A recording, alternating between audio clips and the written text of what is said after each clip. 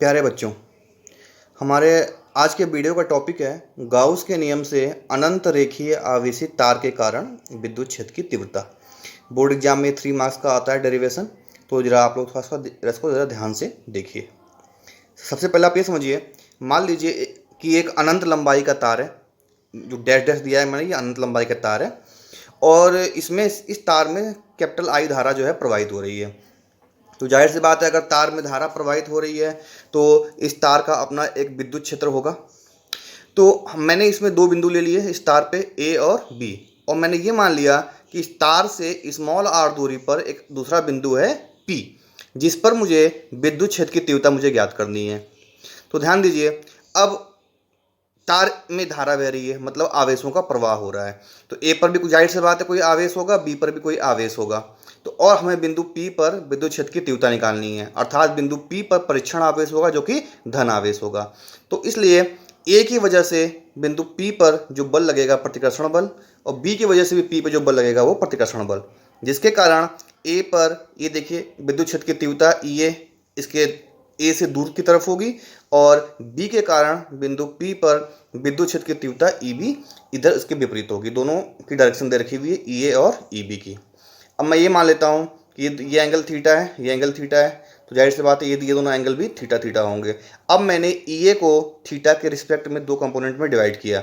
इधर हो जाएगा ई ए कॉस थीटा, नीचे हो जाएगा ई ए साइन थीटा। उसी तरह जब ई बी को हम डिवाइड करेंगे थीटा के रिस्पेक्ट में, तो इधर आएगा ई बी कॉस थीटा और ऊपर की तरफ आएगा ई बी साइन थीटा। अब चूंकि तार एक ही है, धारा इसमें एक ही बह रही है, इसलिए ई ए और ई बी का परिमाण आपस में बराबर होगा। अतः आपको दिख रहा होगा ई ए साइन थीटा और ई बी साइन थीटा, इन दोनों की दिशाएं एक दूसरे के विपरीत हैं, तो ये दोनों एक दूसरे को कैंसिल कर देंगे और जो हमारा परिणामी विद्युत क्षेत्र होगा वो E A cos theta plus E B cos theta होगा। कहने का मतलब ये हुआ कि हमें जो विद्युत क्षेत्र मिलेगा वो एक्स अक्ष की डायरेक्शन में मिलेगा, वाई अक्ष के जो कंपोनेंट हैं वो एक दूसरे को कैंसिल कर देंगे। आपको दिख रहा होगा E vector equal to E A cos theta plus E B cos theta, plus आगे अगर हम इस पे और बिंदु ले लें तो सबका कॉस थीटा और ये सब जो होगा ये ई एक्स के इक्वल होगा, अर्थात बिंदु पी पर जो विद्युत क्षेत्र होगा वो केवल एक्स अक्ष की डायरेक्शन में होगा। अब हम अपने टॉपिक पे आते हैं। हमारा टॉपिक था अनंत रेखीय आवेशित तार के कारण विद्युत क्षेत्र की तीव्रता।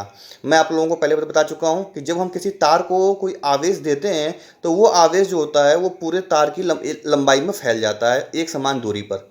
तो मान लीजिए कि एक अनंत लंबाई का तार है, एक जो डैश डैश डैश आपको दिख रहा है यहाँ, डैश डैश डैश जो बीच में जो लाइन है ये अनंत लंबाई का तार है, जिसको मैंने धन आवेश दिया।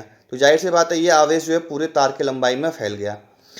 अच्छा, तो अब अगर चालक तार बहुत पतला हो तो उस पर जो आवेश का वितरण होता है उसे कहा जाता है रेखीय वितरण। तो देखिए अब जाहिर सी बात है तार अनंत लंबाई का है, तो इसमें कुल कितना आवेश है ये हम फाइंड नहीं कर सकते हैं। तो मैंने क्या किया, इस तार का अनंत लंबाई के तार का एक छोटा हिस्सा ले लिया ए बी, जिसकी लंबाई जो है स्मॉल एल है, और इसमें जो कुल आवेश हैं वो स्मॉल क्यू है।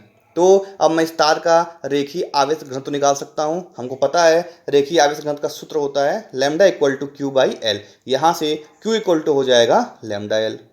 अच्छा, गाउस के नियम से हम पढ़ चुके हैं कि जो विद्युत फ्लक्स होता है वो कुल आवेश का 1/ε0 गुना होता है। तो ए बी के कारण जो कुल विद्युत फ्लक्स होगा फाई ई, ये हो जाएगा Q/ε0, और Q की जो वैल्यू है हमने यहाँ निकाली हुई है लैम्डा एल, तो ये मैंने यहाँ पुट कर दी, तो फाई ई की वैल्यू आ गई हमारी लैम्डा L/ε0। ठीक, इसके बाद से अब मान लिया मैंने इस तार ए बी से आर दूरी पर एक बिंदु P है जिस पर मुझे विद्युत क्षेत्र की तीव्रता ज्ञात करनी है। तो तार ए बी कारण जो बिंदु P पर विद्युत क्षेत्र की तीव्रता है वो E है। तो देखिए जाहिर सी बात है जो P है वो ए बी से आर दूरी पर है, तो इस ए बी तार से आर दूरी पर चारों तरफ कहीं भी कोई बिंदु अगर लेंगे तो उस पर जो विद्युत क्षेत्र की तीव्रता होगी वो बिंदु P पर तीव्रता के बराबर ही आएगी। तो हमने क्या किया, इस ए बी चालक तार के चारों तरफ स्मॉल आर त्रिज्या का एक काल्पनिक बेलनाकार गॉसियन पृष्ठ बनाया। मैंने आपको बताया था पहले भी, गॉसियन पृष्ठ का मतलब जिसके प्रत्येक बिंदु पर विद्युत क्षेत्र की तीव्रता जो है वो समान है। तो ये आपको एक चित्र में बेलन दिख रहा होगा। अब मैंने इस बेलन में 3 बिंदु ले लिए, बिंदु P, बिंदु O और बिंदु Q। जरा ध्यान दीजिए कि क्षेत्रफल सदिश की दिशा क्या होगी। मैंने आपको बताया था कि जिस तरफ हवा होती है, जो पृष्ठ होता है, वही क्षेत्रफल सदिश की दिशा होती है। तो बिंदु P पर क्षेत्रफल सदिश ds इस तरफ होगा, राइट साइड में।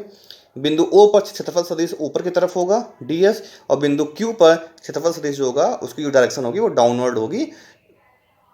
ठीक है, तो इस प्रकार। अच्छा, और जो विद्युत क्षेत्र की तीव्रता होगी, अभी हमने देखा था यहाँ पे कि जब अनंत लंबाई का तार होता है तो विद्युत क्षेत्र जो होता है वो हमेशा किधर होता है, एक्स की डायरेक्शन में होता है। तो बिंदु P पर जो E होगा, विद्युत क्षेत्र होगा, वो राइट डायरेक्शन में होगा।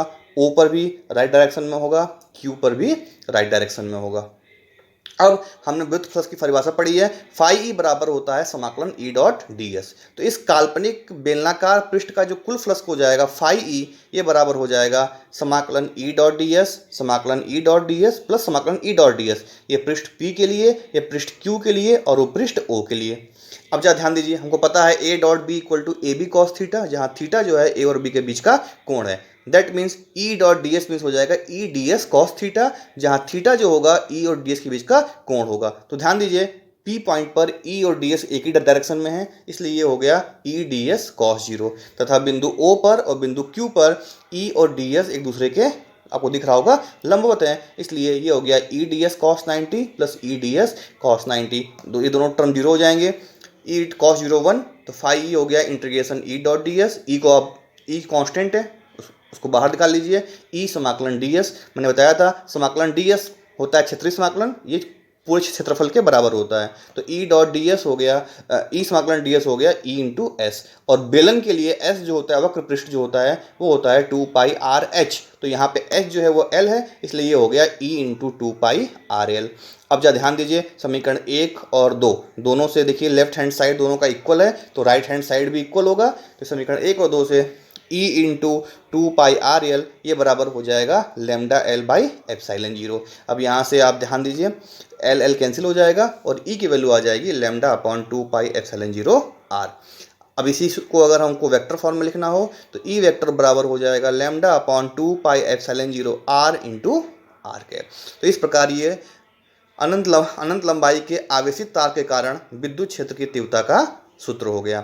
आप जब ध्यान दीजिएगा, अगर बोर्ड एग्जाम में अगर आपके आएगा तो आपको ये नहीं करना है, आपको डायरेक्ट यहाँ से स्टार्ट करना है। अच्छा, इस इक्वेशन से आपको दिख रहा होगा ई जो है लेमडा के समानुपाती है, तो अगर हम ई और लेमडा में अगर ग्राफ बनाएंगे तो वो स्ट्रेट लाइन जाएगा। ई जो है आर के व्युत्क्रमानुपाती है, मतलब आर बढ़ेगा तो ई की वैल्यू कम होगी, इसलिए जब अगर हम ई और आर के बीच में ग्राफ बनाएंगे तो ये ग्राफ जो है ये डाउन की तरफ जाएगा।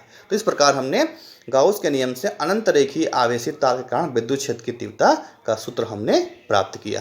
Thank you.